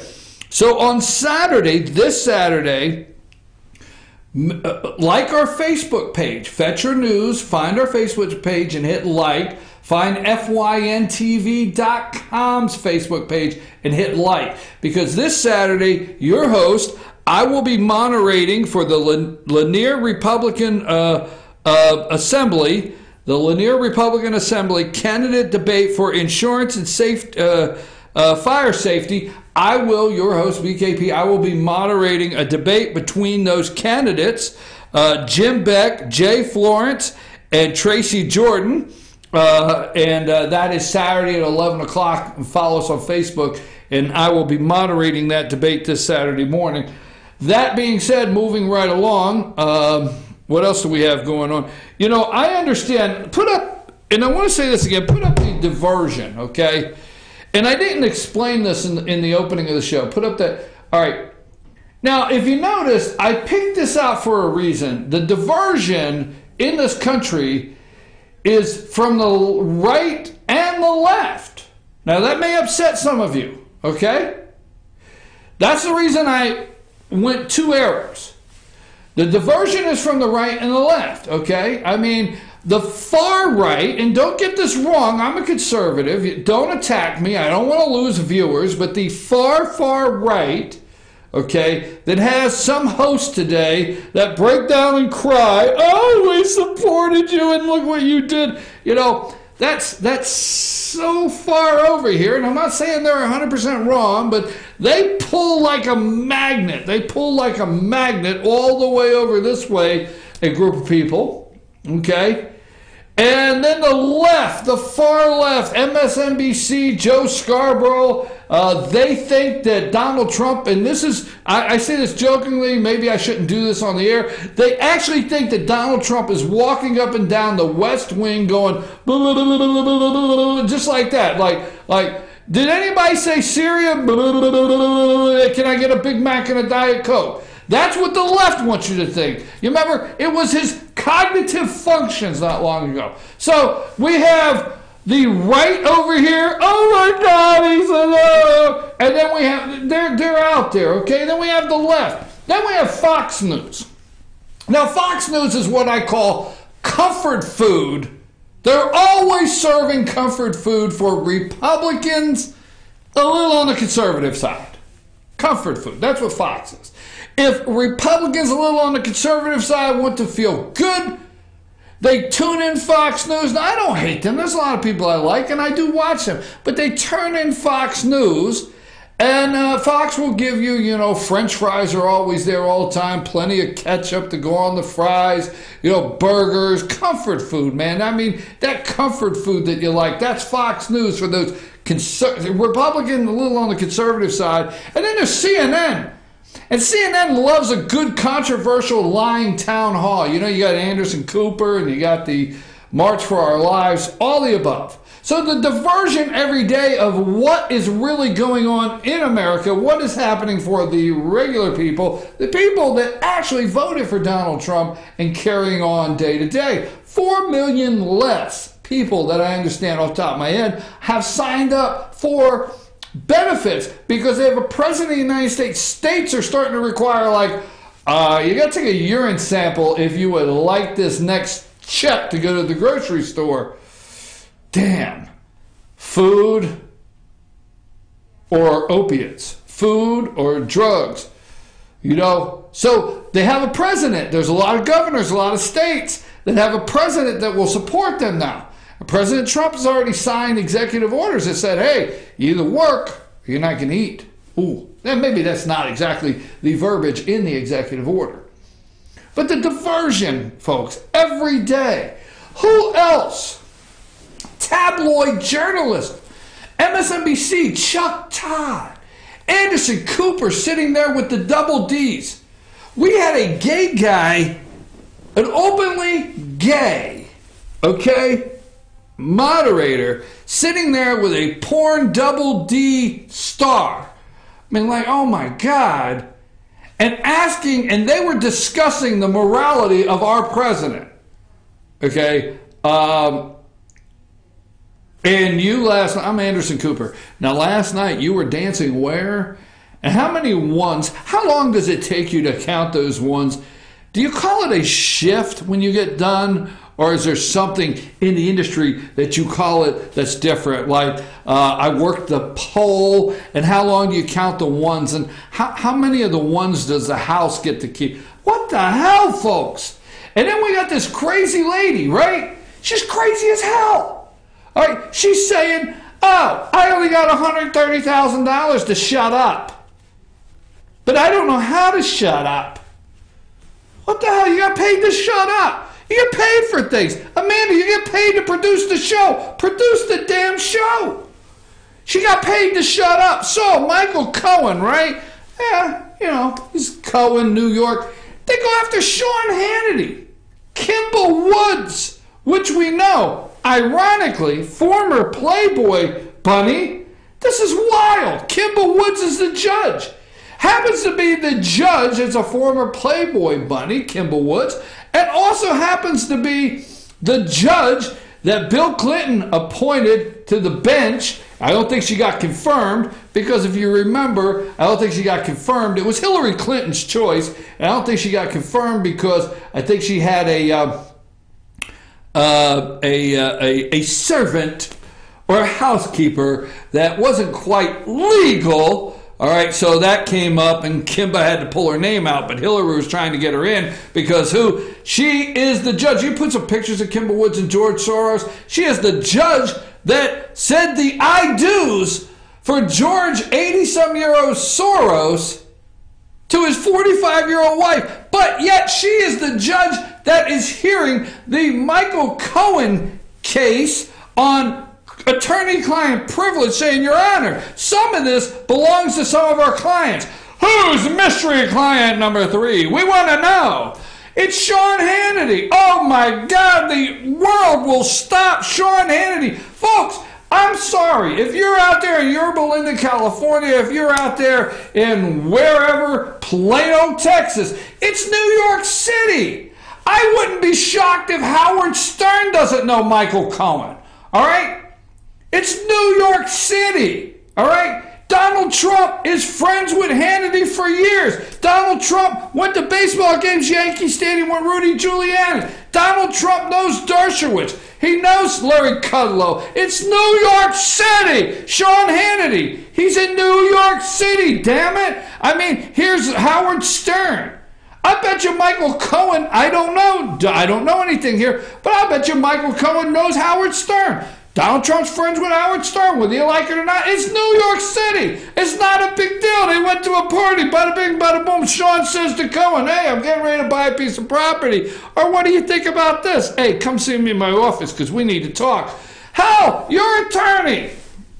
You live in LJ, Blue Ridge. Your attorney's got a client list of 100 people. I'll tell you what, none of them probably have anything in common, and none of them are probably coming through the door because they're best friends with 50 people on the client list. Whatever. So, but Kimba Woods here forces this. The diversion. Divide and conquer. In this country, the diversion here of George Soros. So, what do? We spend tabloid journalism. We talk about the president's tweets. We spend all this damn time in courts. We spend time with Anderson Cooper. We have the Stormy Daniels takedown, the president takedown on a daily basis on MSNBC. And a man walked up to me and said, you need to back off Donald Trump. You need to back off him, baby. Hey, sweet cakes, back off Mr. Trump, or you're going to get yours. Is that your daughter in the back seat? Well, she's cute. I'd hate to have something happen to either one of you. And then he walked away. Do you remember what he looked like? What did you do? Did you call the police? No, I went in and did my Pilates. But I was nervous. I almost dropped my daughter. What the hell? So you got on your fake ass and stretched instead of calling the police. And then you call in a sketch. America, this is where we're at. And you don't believe in the deep state, so you call in a sketch artist. Stormy is a sketch artist, the best. And the MSNBC and CNN and all of them, breaking news. Stormy Daniels' attorney about to bombshell. How can you say bombshell and not look at her and say boom, boom, boom? All right? So Stormy Daniels' attorney, we're about to make a big breaking announcement on the identity of this. So they call in a sketch artist. They float out to the media. The media loves it. They love everything about it. So they float out to the media that Stormy Daniels is sitting there with a sketch artist and she's going through all of these pictures and trying to identify. And this is who they came up with. Interesting enough, it looks like her ex-boyfriend. Do you have that picture?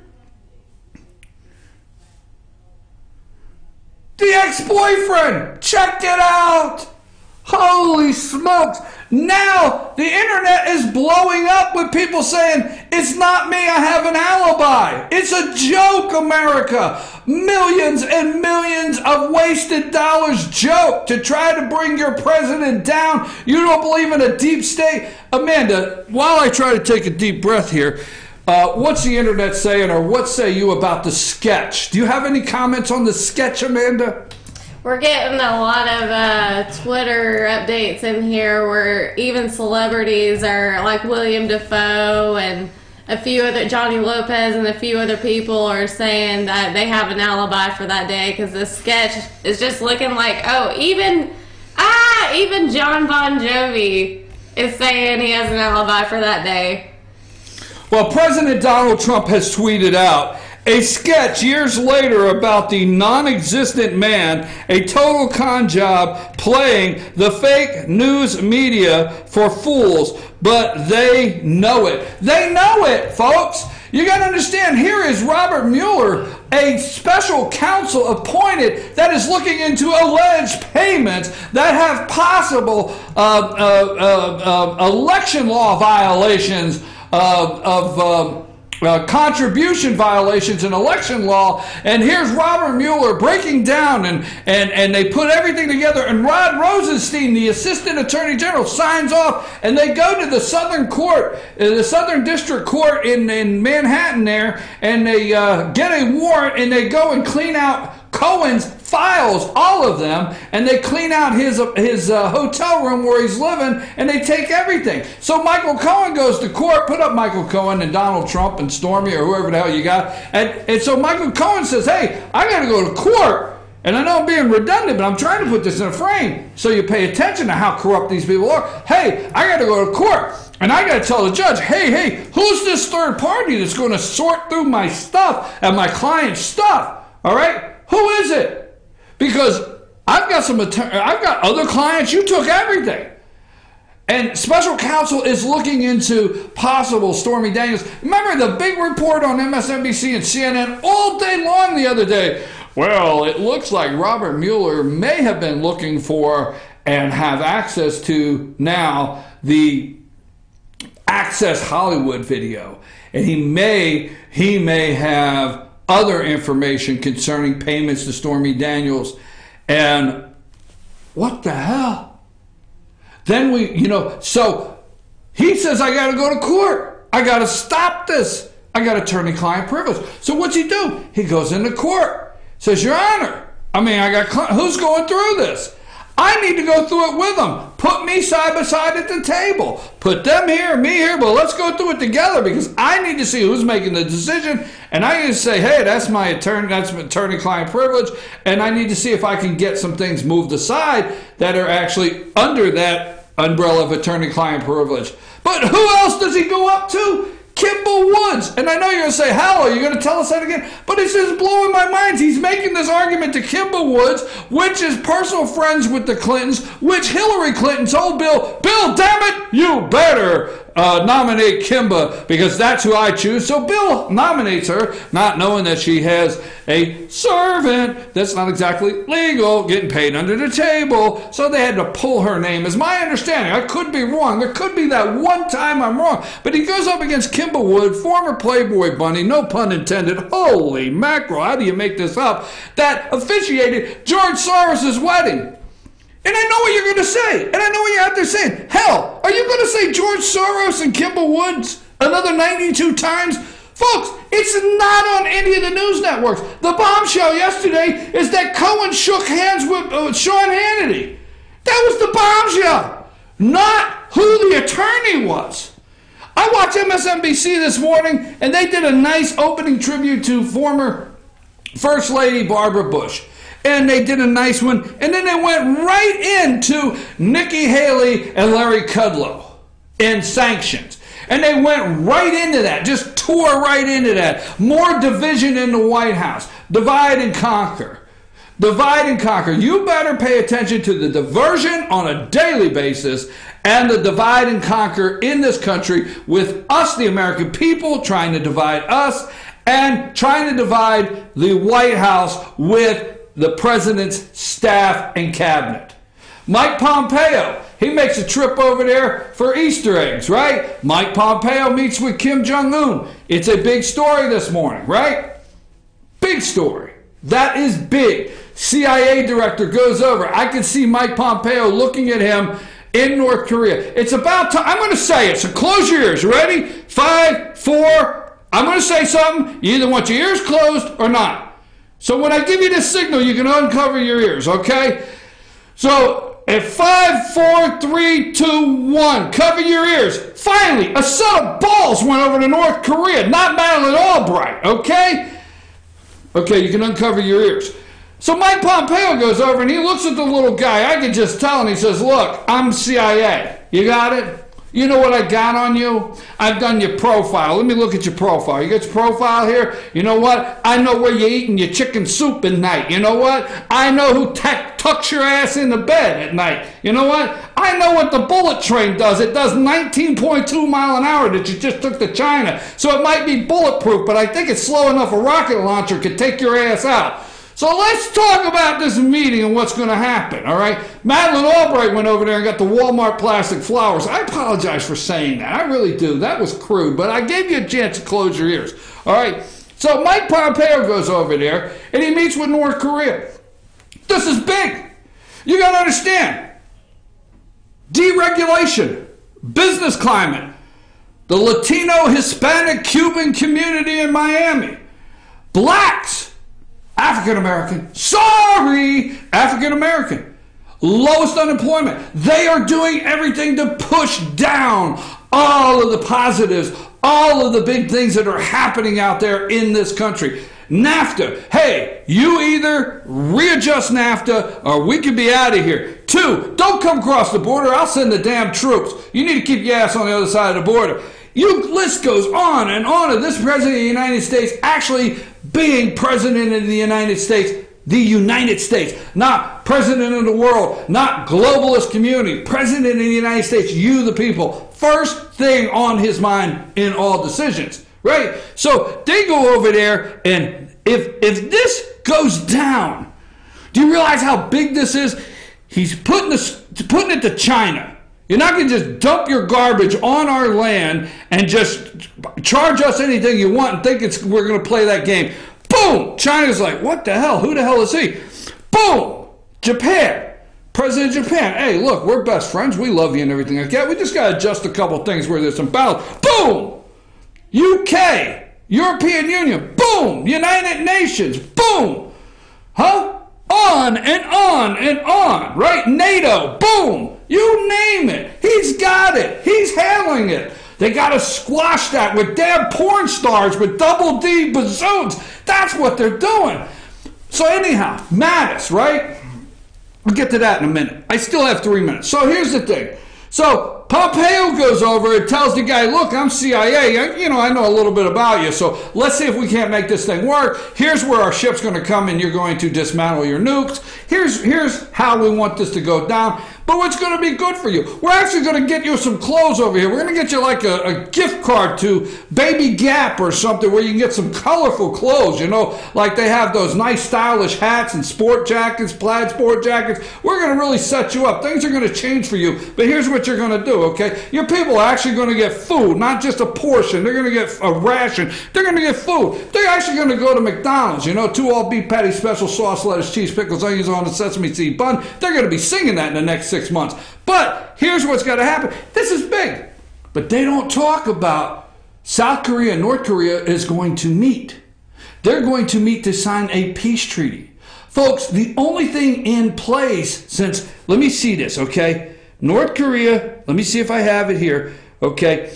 1950 to 1953, the Korean War ended in an armistice deal. I can't say that very well, okay, but we'll try. Armistice deal, okay? What does that mean? A truce, not a peace treaty, okay? With neither side able to claim outright victory. Nobody won. So decades of truth is still the technically prevents. Decades of a truth is what still technically prevents North Korea and the U.S., along with its allies South Korea, of resuming war. As no peace treaty has ever been signed. Since 1953, no peace treaty. It's only a truce. Ceasefire. Maybe the longest in history. North Korea and South Korea are supposed to meet before the end of this month to sign a peace treaty. Big! Donald J. Trump is president! Get your head out of your ass and stop watching the diversion that's going on in this country and the deception. Disgraced former FBI director James Comey on Colbert clanking paper cups. Oh, we're getting him. And last but not least, let me close. Folks, some of you don't like Republicans. I understand. There's a hell of a lot of them I don't like myself, okay? And I understand the Republicans told you a better lie. But let me tell you, damn it, if Nancy Pelosi is Speaker of the House, or any one of those lefties over there, impeach Donald J. Trump will be the first articles set up for a vote. And that's what you're going to have.